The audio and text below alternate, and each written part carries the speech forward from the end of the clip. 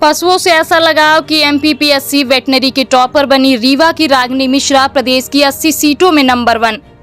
रीवा जिले के त्योथर नगर पंचायत में रहने वाली रागिनी मिश्रा ने हाल ही में जारी हुई एमपीपीएससी मध्य प्रदेश लोक सेवा आयोग की चयन सूची में टॉपर बनकर मध्य प्रदेश का नाम रोशन किया है। रागिनी मिश्रा ने प्रदेश में पहला स्थान हासिल करते हुए अपने माता पिता के साथ विंध्य और रीवा का मान बढ़ाया है। एमपीपीएससी की परीक्षा में टॉप करके प्रदेश में पहला स्थान हासिल करने वाली रागिनी मिश्रा रीवा जिले के त्योथर में नगर पंचायत क्षेत्र स्थित वार्ड क्रमांक 1 की निवासी है। रीवा की बेटी रागिनी ने एमपीपीएससी वेटनरी परीक्षा की चयन सूची में पहला स्थान प्राप्त करते हुए त्योथर सहित रीवा और समूचे विंध्य का नाम रोशन कर दिया है। रागिनी की इस उपलब्धि पर उनके अभिभावक और शिक्षक सहित तमाम लोग प्रशंसा कर रहे हैं। नमस्कार, मेरा नाम रागिनी मिश्रा है। मेरे पिताजी का नाम श्री राम बिहारी मिश्रा एवं मेरी माता का नाम सुधा मिश्रा है। मेरे पिताजी का व्यवसाय आरंभ से ही कृषि रहा है एवं मेरी माताजी जो हैं वो मध्य प्रदेश गवर्नमेंट में प्राइमरी स्कूल में अध्यापिका के पद पर पदस्थ हैं। मेरे माता पिता के अलावा मेरे घर में मेरे 2 भाई और एक छोटी बहन है। मेरे दोनों भाई जो हैं वो प्राइवेट कंपनी में जॉब करते हैं और मेरी बहन जो है वो कॉलेज में पढ़ाई कर रही है। मैं रीवा जिले के अंतर्गत त्योथर तहसील की निवासी हूँ और मेरा जो विवाह है वो उत्तर प्रदेश के प्रयागराज जिले के एक गाँव में हुआ है।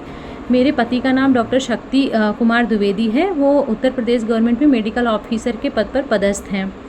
और अभी मैंने मध्य प्रदेश लोक सेवा आयोग द्वारा आयोजित वेटनरी असिस्टेंट सर्जन एग्जामिनेशन 2023 की परीक्षा में मैं चयनित हुई हूँ।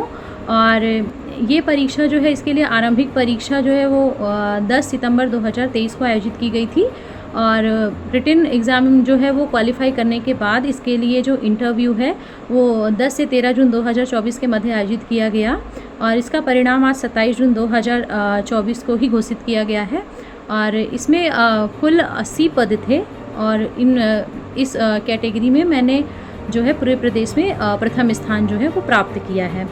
और इसके तहत मुझे वेटनरी असिस्टेंट सर्जन का जो है वो पद दिया जाएगा। और बात करें मेरी प्रारंभिक और माध्यमिक शिक्षाओं की, तो ये मैंने त्योथर के एक निजी स्कूल से प्राप्त की थी। और मेरा जो ग्रेजुएशन है वो college of veterinary science and animal husbandry Jabalpur Madhya Pradesh, जो कि Nanaji Deshmukh veterinary science university के अंतर्गत आता है, तो मैंने अपना ग्रेजुएशन वहाँ से कंप्लीट किया।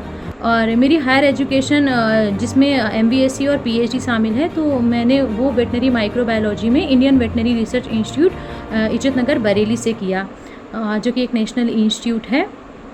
और अपनी जो पशु विभाग चुनने के पीछे जो मेरा कारण था वो ये था कि शुरुआत से ही मेरे घर में गाय और ये सब मैं देखती आ रही हूँ और मुझे पशुओं से बहुत लगाव था। और मैंने सोचा कि अगर मुझे इनकी सेवा करने का मौका मिले तो कैसे मिलेगा। और मैंने रिसर्च किया और मुझे लगा कि पशु चिकित्सा अधिकारी या वेटनरी असिस्टेंट सर्जन के द्वारा ही मैं इनका एक बेटर जो है हेल्प कर सकती हूँ, क्योंकि ये बोल नहीं सकते और इनकी परेशानी समझना अपने आप में ही एक बहुत बड़ा संघर्ष है। जो इन वेटनेरियंस होते हैं वो बहुत बड़ा काम करते हैं इसके द्वारा, तो यहाँ से मुझे इसकी प्रेरणा मिली। और मैं अपनी उपलब्धि का जो श्रेय है वो सर्वप्रथम अपने पिताजी और अपनी माता को देना चाहूँगी, क्योंकि उन्होंने शुरुआत से ही मुझे हमेशा अपनी पढ़ाई के प्रति अग्रसर किया। और मेरे पति उन्होंने मेरा भरपूर सहयोग किया। विवाह के बाद लड़कियां पढ़ लिख नहीं पाती, लेकिन इस परीक्षा के दौरान मैं क्योंकि ये परीक्षा मेरी शादी के बाद आयोजित की गई और मैं पाया कि मेरे जो पति हैं उन्होंने मेरा पूरा सपोर्ट किया। उन्होंने हर पल वो हर क्षण मेरे साथ खड़े रहे कि तुम पढ़ो, मैं बाकी सब देख लूँगा।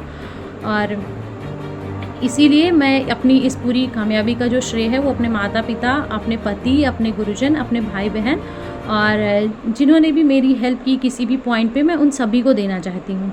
और माता पिता का सहयोग तो मैं बयान नहीं कर सकती, क्योंकि आरंभ से ही उन्होंने बेटा बेटी में कभी भेद नहीं किया।